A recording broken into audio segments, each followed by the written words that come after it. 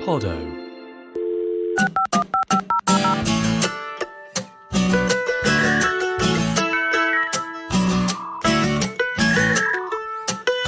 Welcome to the Ned Ludd Radio Hour. I'm Nick Hilton. Welcome. I have one vice as a man. I enjoy reading J.K. Rowling's enormous detective novels. In the most recent one, The Running Grave, and don't worry, I'm not going to spoil it for you, a plot point revolves around the desecration of the detective, Cormoran Strike's, Wikipedia page.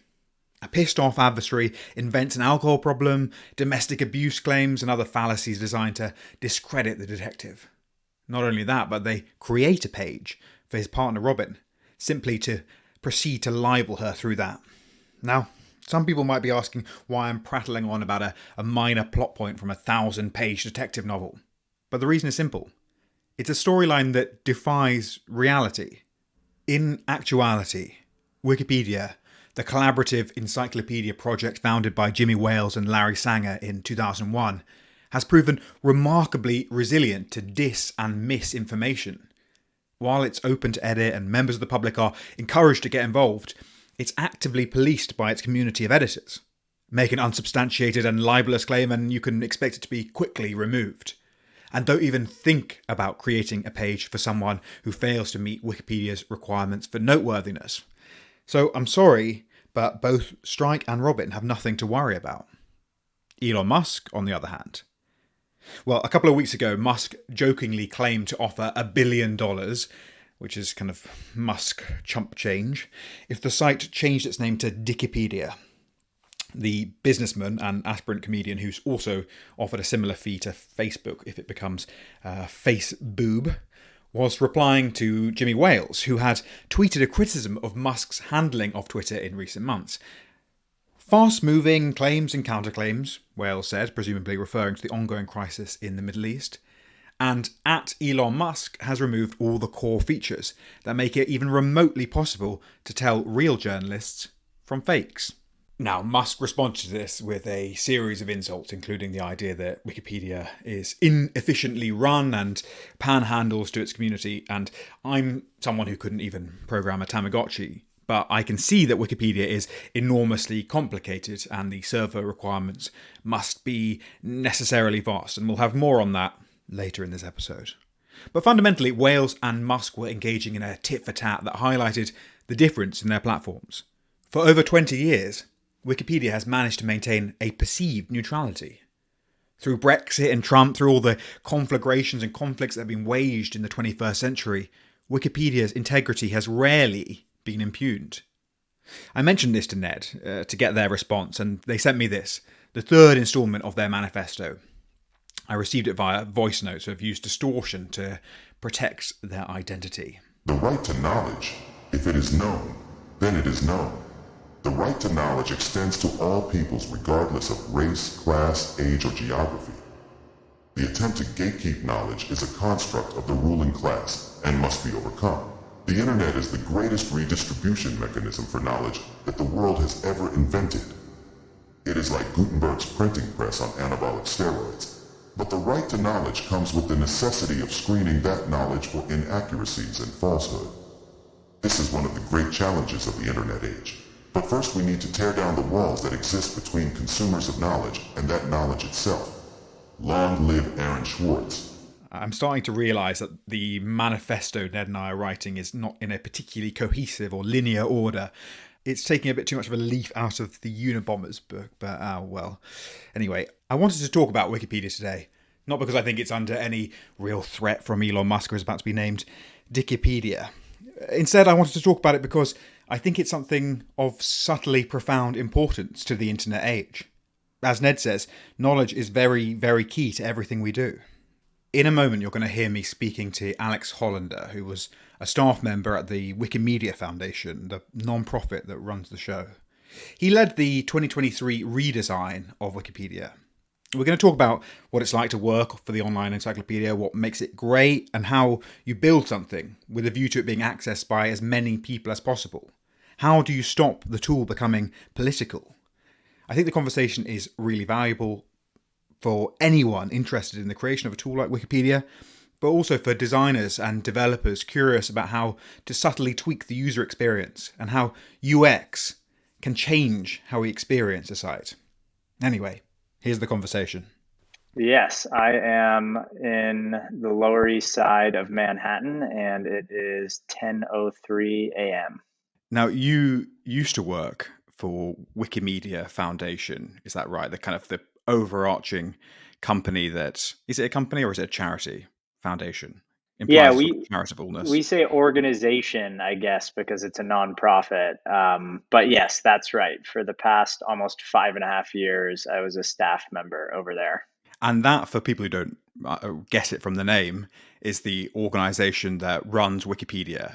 And, this is a podcast in which I've talked a lot about all my skepticisms about technology and, where it's going and whether it's good for us as human beings.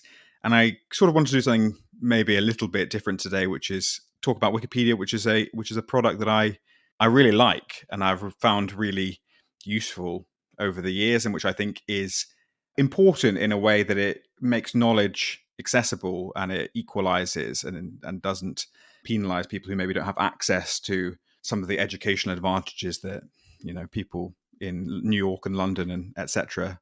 take for granted. So I think it's a for me it feels like a good piece of technology. Alex, you worked for a few years on the redesign of the interface, the kind of the from the UX perspective.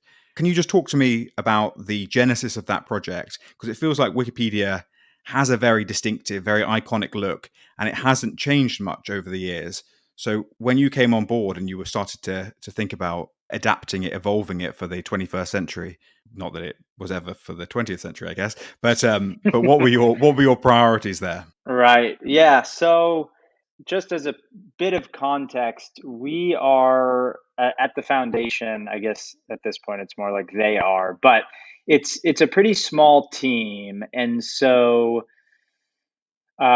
resources wise, we don't really have the ability to work on all the different things that we would like to at any given point in time. And we had been really focused on the mobile website. Our team, which is the reading team, so we kind of handle the reading experience of Wikipedia as opposed to maybe the editing experience or more of the community and like new users and growth experience.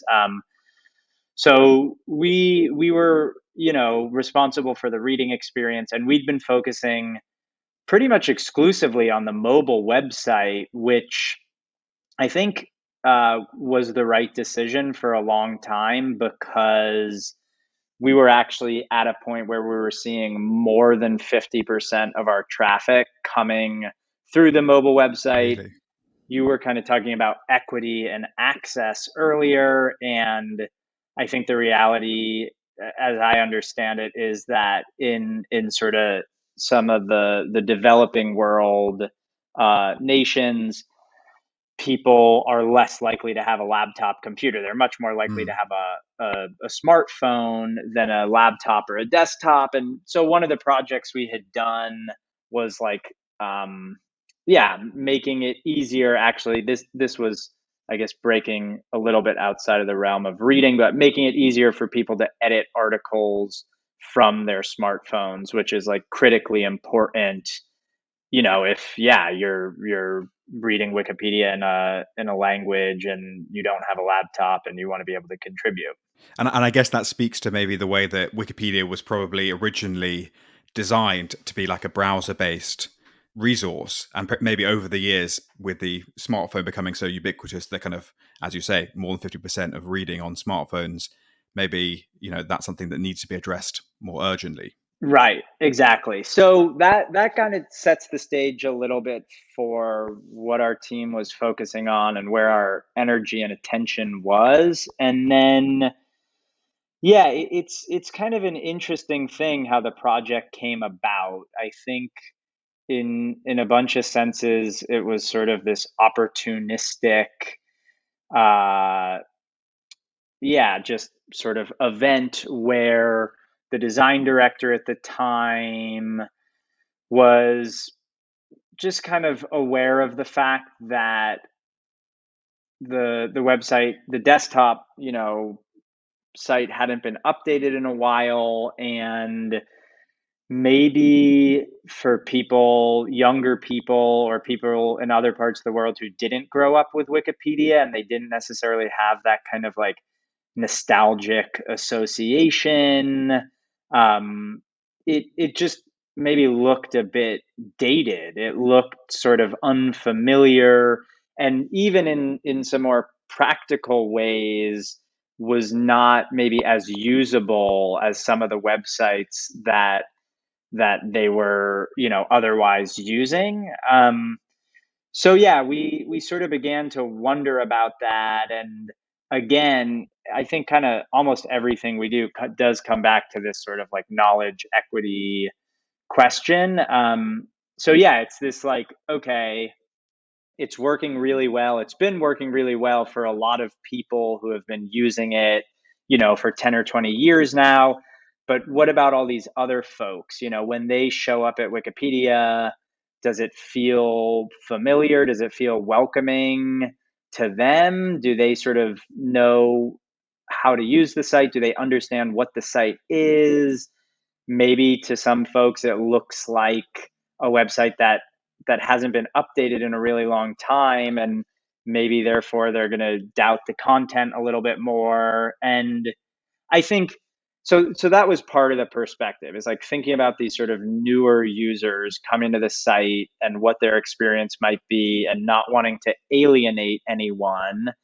And then I think just across the board for anyone using the site, new or experienced users, there was just a lot of sort of modern web best practices that we just really weren't taking advantage of. I mean, at the time when the site was built, over 20 years ago, it would have been really difficult to sort of have an element stay like visible as a side panel or something like as you scroll down the page. Mm-hmm. And now that's like a very trivial thing to do. So the table of contents, which is like this really critical element, was only available at the top of the page. And once you scrolled past it, or you clicked a link in it and you got sent somewhere way down the page, if you wanted to get back to the table of contents, you got to go all the way back up to the top of the page, which could be a lot of scrolling.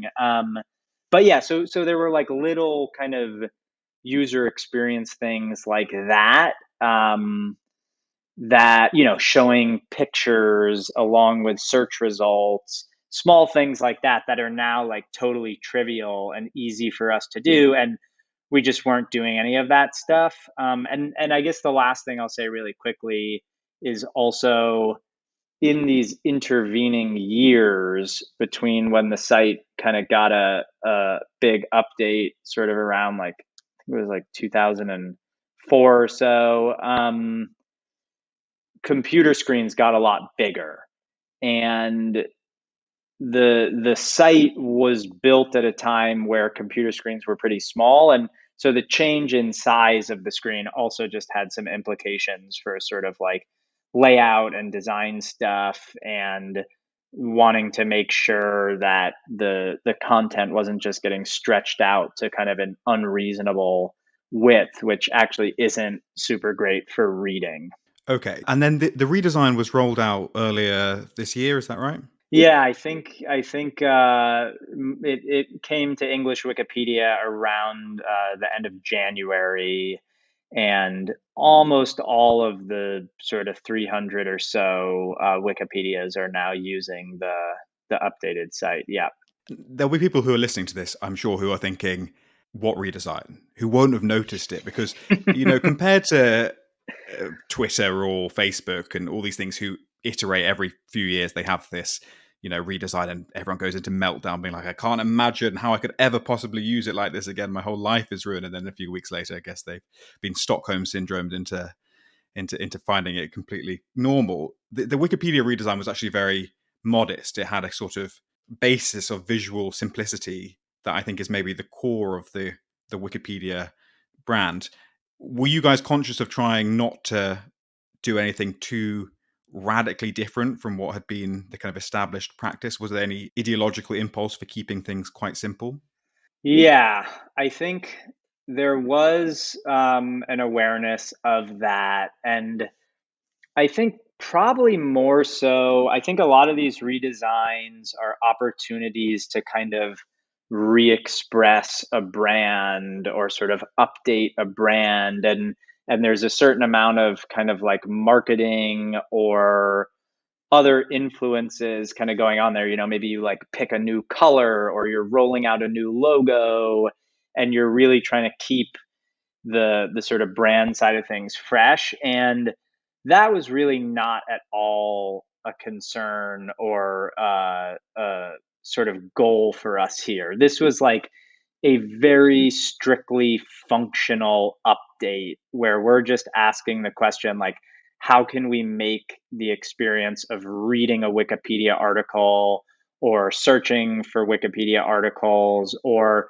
even editing to a certain extent, but how can we make those experiences better from a functional perspective in ways we can measure? The brand is this really interesting thing, which in some ways you could say is kind of like a non-brand or something, but I think that's mostly expressed through all of the blue links on the page and the way that info boxes look. And yeah, people are familiar with the logo to a certain extent, but anyways, yeah. So on one hand, we were consciously aware of like, yeah, we don't want to do anything too radical, but I think more so it was just like that wasn't really on the table just based on how we were approaching the project. Like it wouldn't have really led us there. I mean, we did experiment a bit and try to, break out of certain, I guess, like layout sort of patterns and things like that. But ultimately, none of that stuff really made any sense. So yeah, it's quite subtle. A lot of yeah, I think you're right. Most people have not noticed it. There was a bit of a sort of outcry on Twitter, mostly related to what some people think of as like wasted space or something because we added a max width to the line length. But yeah, we were super happy when we saw some articles come out that were like the Wikipedia redesign that no one will notice, or Right. the barely noticeable whatever, blah blah blah. That was kind of yeah, great feedback. I suppose it speaks also to the kind of clarity of purpose that Wikipedia has, in the sense that you're not constantly integrating new features. You're not trying to become something slightly different to what you were. If you look at the difference in functionality between Facebook now versus the original Facebook, then of course necessarily there will have to be huge structural changes. Whereas Wikipedia has always had a kind of relatively narrow lane, albeit a very important and big one, and it's kind of stuck to it. I think often about this time when I was at university, when I was in a book club, and we were asked to go around in a group and everyone say what they thought the greatest achievement in human history was, and everyone was picking out like penicillin, eradicating smallpox, all of those kind of obvious things, aviation. And someone I knew at the time who's now a professional philosopher, shout out to him, he chose Wikipedia as the kind of the sum product of human achievement, which I found kind of funny at the time, but now increasingly I find it a kind of relatively convincing argument. And as someone who's been there in the kind of in the bowels, the belly of the Wikimedia movement, do you think that Wikipedia could come to life now, or do you think it's very symptomatic of kind of the ethos that governed the early internet, where things were collaborative, where things were impartial, where things were maybe not for profit? Do you think now the demands of the current internet, whatever iteration of Web 2.0, whatever we're on, do you think that would make Wikipedia unviable, or do you think there's always a room for something like this? Yeah, it's a really interesting question. I mean, I think right. We maybe tend to think that we're so far gone now into this world where people only, operate off of kind of commercial interests or self-interested motives, and we're like so deeply post-industrialized that everything's, being monetized and marketed and whatever. And I think to a large extent, a lot of that has happened. But I think, yeah, I mean, I'm definitely surprised not only by Wikipedia editors and their incentives and their motives, but also looking at other corners of the internet or other kind of hobbyist groups or other sorts of projects with a kindred spirit. I think there are still, people out there in the world who are interested in volunteering their Mm. time towards some sort of more like wholesome, altruistic mission. Maybe there are less people, and maybe because these corporations, especially within the tech world, are so kind of like dominant and ubiquitous, that might kind of have effect. Maybe in this modern world, it's like if this project had gotten started, 2 years into it, they would have had an offer to be acquired by some tech company or something like that. And so maybe that would have changed the course. But in terms of like individuals out there who are willing to do the work, and I think, yeah, we could say like shout out to all of the thousands of incredible Wikipedia editors who day in, day out are doing that.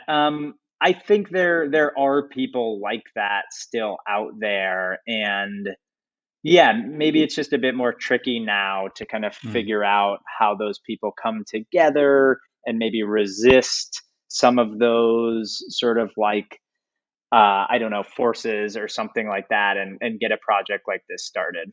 I definitely agree. I mean, I think the internet is sort of unequivocally built on this unpaid labor. And we saw that in what happened at Reddit just a few couple of months ago from the time that we're recording this, where the mods went on strike when there were API changes that they felt were inhibiting their ability to use the site. And, it kind of made clear that Reddit is actually a for-profit service, which is underpinned by an enormous amount of volunteer labor.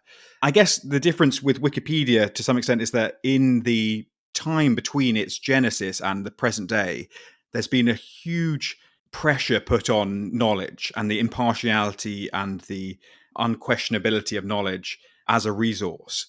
And I think it's kind of amazing how Wikipedia has managed to retain its impartiality. Hmm. How vexing is this question of impartiality, misinformation, all of these issues that the media is grappling with? How pressing is that within Wikimedia towers? I mean, it's always been one of the sort of top questions or concerns, and I think what's really interesting and what I've never even taken the time to fully do is, Wikipedia is one critical piece of our sort of like knowledge ecosystem, right? But interestingly, Wikipedia is not a place where knowledge is actually being sort of produced or documented for the first time. Wikipedia as an encyclopedia is really a collection of all the knowledge that we as whatever a species or civilization, however you want to think about it, have sort of documented elsewhere, really. So the question of information on Wikipedia and credibility and that sort of stuff really comes down to what sources are allowed to be cited in Wikipedia articles. And I think it's actually fascinating. I mean, you can go on Wikipedia and you can look at the list of sources that are acceptable, and you can even look at how that list has changed over time. And I think one example I heard recently was Forbes.com. At some point in the past few years, they started some new program where you could kind of pay to have a story written about you.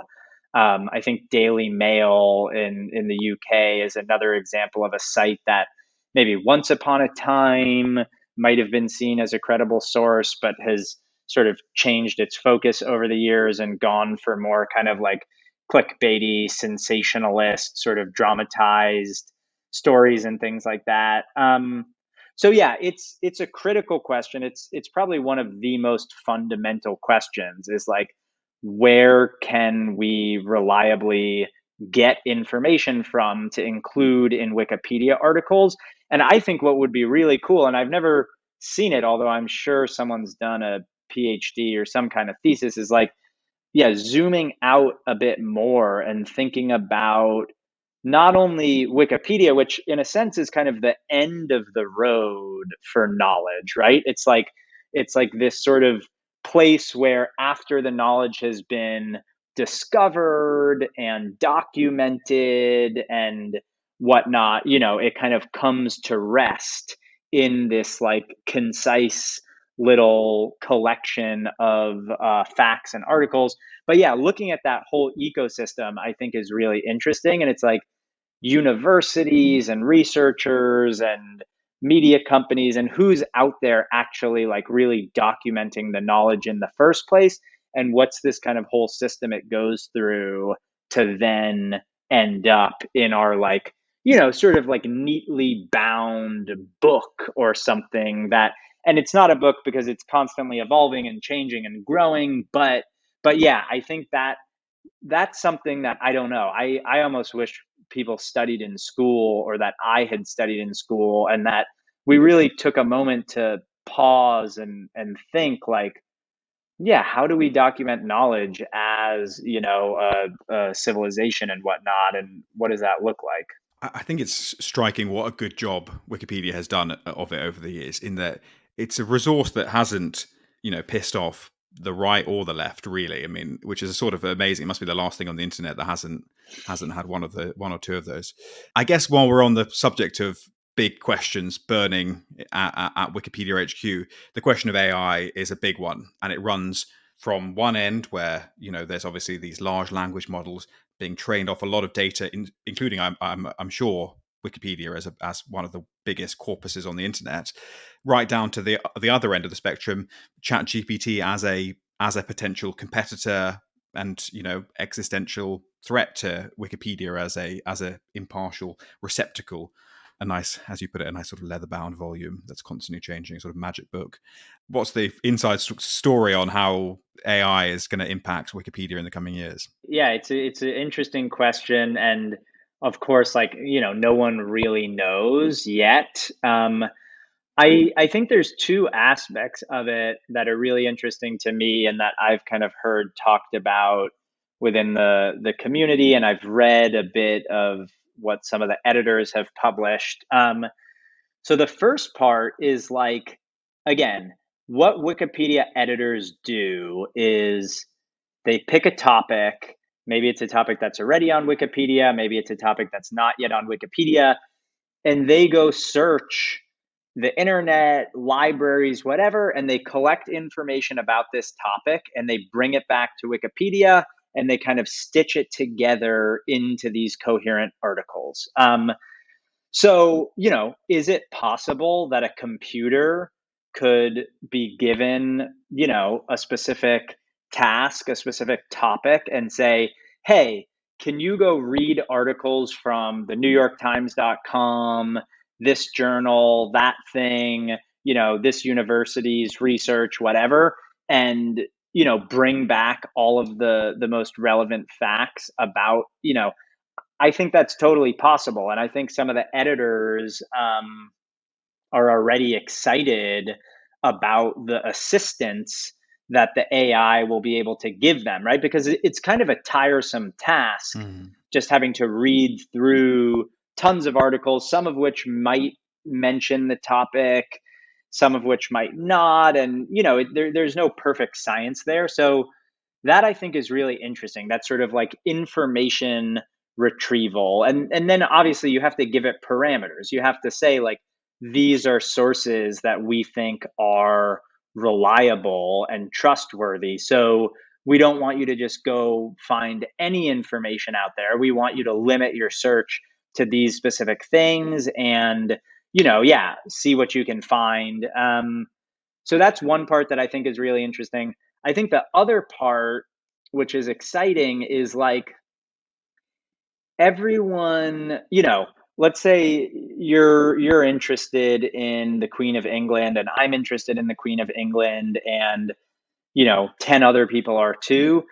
There's really no format that article can have that's going to be perfectly suited towards whatever information you're looking for and I'm looking for and these other people. So inevitably, like, you're going to scroll around a bunch. Maybe you're going to use the table of contents. Maybe this other person just wants to know, what her birthday was or something like that, and they find it right in the info box. But this question of like, how do you format an article? How short should a paragraph be? How long should it be? How can you sort of meet the needs of each and every person? I think that's a really, really difficult thing to do. But I think it's something that the AI is actually really good at. You can sort of say, like, okay, I'm trying to learn about the Queen of England, and specifically what I'm interested in is X. And maybe that information is actually scattered in a few different parts of the article. And it can kind of pull some of that stuff together for you and give you this kind of like summary or something that really like meets your needs. And anyway, so they've created a chatbot plugin for GPT where you can ask it things and it can only pull from Wikipedia articles. And so that's more about the interface, and that's more like, Mhm. how do you format the knowledge and how do you sort of serve people the relevant bits and pieces that they're looking for, which, yeah, it's just a huge challenge, because everyone's kind of reading with a slightly different lens or something like that. Yeah, it's interesting. The danger, I guess, is that you get into a situation where people cherry pick information, or information is served to them in a way that's very specific to their demands and interests. And actually, the acquisition of knowledge is better served by deeper and contextual reading rather than that. But I understand that, like, ultimately, little knowledge is better than no knowledge at all. And the easier we make things for people, the better. But you seem to imply there's a kind of a cautious optimism. There's not a kind of existential doom hanging over Wikimedia towers. Yeah, I mean, that's sort of the impression that I've gotten. I think it was, at first there was a lot of sort of defensiveness and a lot of like, oh my gosh, this thing is, it's clearly flawed, it's clearly problematic, it's going to lead to a lot of problems. And I think a lot of those concerns still exist, but just, yeah, the little bit that I've been able to sort of pick up on in terms of that attitude changing is that people are like, huh, okay, well, maybe it's also, a useful tool and maybe there's stuff we can do with it. And yeah, I think this question of sort of like trust and reliability, and do you just have enough faith in, because, yeah, at this point the machines could go off by themselves and probably assemble a pretty similar corpus of knowledge as Wikipedia. But I don't know, maybe we still want, a bit of like human oversight, human intervention, kind of checking through things and keeping an eye on things and whatnot. So I don't know. I think a lot of that also just comes down to our relationship and our like comfort level with these systems and machines and algorithms and stuff going forward. And I think, to me, one of the ironic things is like, people freak out about AI and other things, and I've definitely got my concerns, but I think there's already so much automation and so much sort of like AI already happening in ways that people just aren't as aware of. And now people are becoming more aware of it, and they're like, oh my gosh, this is horrible. But it's like, little did you know, this has been, to a certain degree, going on for a long time now behind the scenes. And it kind of governs, what you end up buying on Amazon and other kinds of decisions you make about your life. And now we've just kind of given more of a name to it, and it's almost got like more of a personality, and it's sort of like poked through the general sort of consciousness or something. Mm. But yeah, I definitely see it as more of a spectrum, and yeah, who's to say where we're going to be a few years from now? But I would say, yeah, I'm cautiously optimistic that we can sort of harness it and control it, and yeah, help it, have it help us in this kind of knowledge gathering endeavor. All right. Well, I'll take that to mean that when the war with the robots comes, that the staff of Wikipedia will be on the side of the robots. It's one or the other.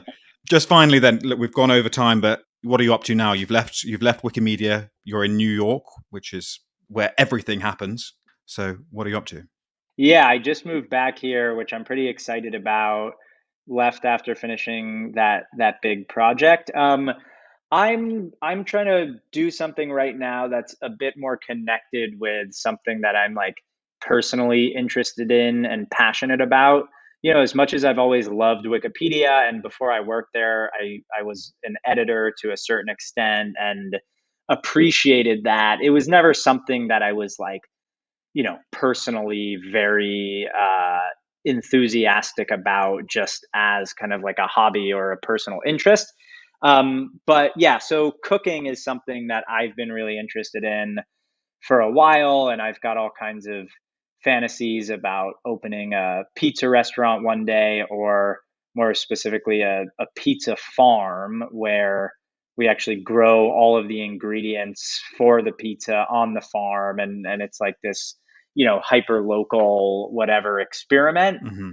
But I think before I get there, I probably need to earn a little bit more money and kind of like have a bit more financial security. So right Would your now, farm be in New York? Is in your vision? Because that's a real estate concern. yeah, it wouldn't be in New York. I don't think I'm going to be in New York for too much longer, to be honest with you. My two sort of favorite places in the world right now are up in Vermont, where I grew up, which is just a bit north of New York, very kind of rural, pastoral, woodsy, beautiful area. And then down in Puerto Rico, in this little town called Rincon, where I love to go and surf every winter. So, yeah, both of those places are challenging for different reasons. In Vermont, the season where you can grow things is quite short, of course, and Vermont is not particularly well known for growing like wheat or other grains that you might need to make flour, although Mhm. people are doing it now, which is exciting. But yeah, so cooking is a real interest of mine, and I follow a lot of sort of like recipe bloggers and like recipe creators online. And I've always been a little frustrated, or, felt that there's something to be desired from the way recipes are presented online. I think just from sort of the little user experience stuff to kind of the way that ads appear and other things like that, I feel like there's probably a better solution, and there's certainly some great sites out there that are doing a better job than kind of the average experience. But yeah, so that's kind of what I'm working on. I'm working on this sort of tool for online recipe publishing, and then there's all sorts of tangents and other things that kind of could connect with and lead to. And I was actually just talking to a restaurant the other day, and they're about to publish a cookbook, and I was like, oh yeah, well, this tool that I'm working on, you could make a really beautiful sort of digital companion for your cookbook, and maybe when people buy the cookbook, they also have, access to whatever.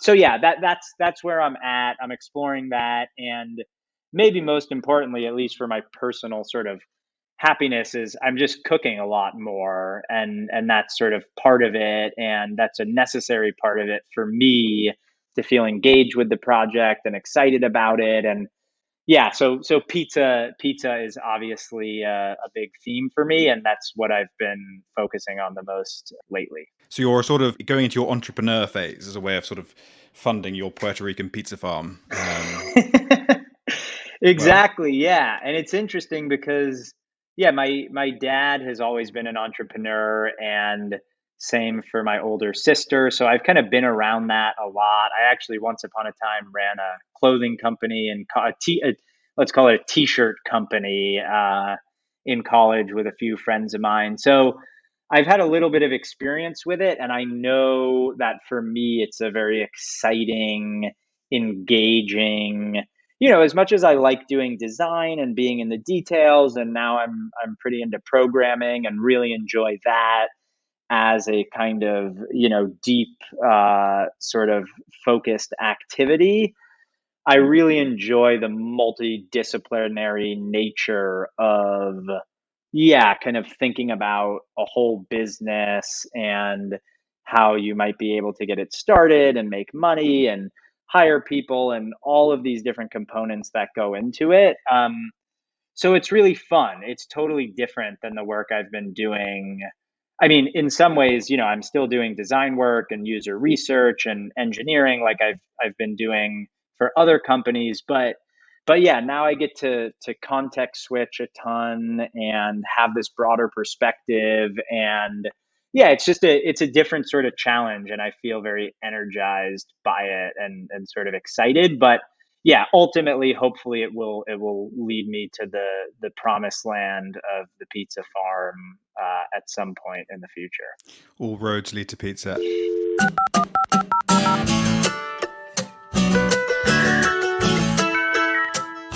The Ned Ludd Radio Hour is a Poddo podcast written and presented by me, Nick Hilton.